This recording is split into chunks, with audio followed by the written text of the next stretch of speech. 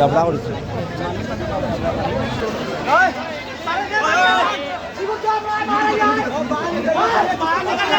করিমগঞ্জ কলেজের মধ্যে সুব্রত ভট্ট মহাশয় যে বিজেপির এক্স প্রেসিডেন্ট তাদের ইনভাইট করা হয়েছে।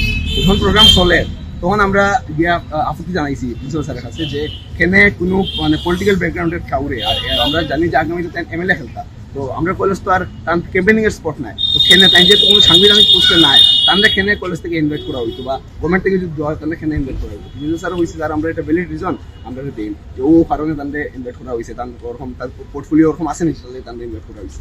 তখন প্রিন্সিপাল স্যার আমরা বলছেন যে তুমি একটা বাইরে দাঁড়াও, প্রোগ্রামটা শেষ হোক, এরপর আমরা তোমরা তোকে মাতি। ও কথা হওয়ার পর আমরা বাইরে আই গেছি প্রোগ্রামের এখান থেকে আইয়া আমরা তো কলেজের গেট এখন আন্ডার কনস্ট্রাকশন, তো দুইটা গেট বানানো হয়েছে, 8 দিয়া 3 দিয়া, তো মানে 2 পার্ট আছে, তো 1 পার্ট আমরা লাগাই দিছি আগে রাখছি যাতে টাইম সুব্রত ভট্ট মহাশয় তাই যাতে গাড়ি লইয়া বার হয়ে যায় না, আমরা যাতে একটু সময় দিই।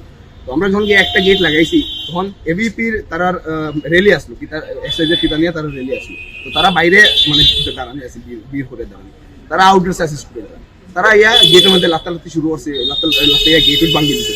ও গেট ভাঙিয়ে এরপরে তারা যারা ড্রেসে আছে এবিপি যারা ড্রেসে আছে তারা ভিতর দিয়ে ঢুকছে, আমরা হয়ে ঢুকছে যে আমরা খেয়ে আটকাইব দেখি, আমরা আমরা খেয়ে আটকাইতাম, তোমরা কলেজ স্টুডেন্ট কলেজ আরামসে তোমরা ঢুকো, কোনো ঝাবড়া করবে না। তারা কলেজে আমরা সাইডে ঢুকে গিয়া ভিতরে একটা স্টুডেন্টের দূরে মারামারি শুরু হয়েছে।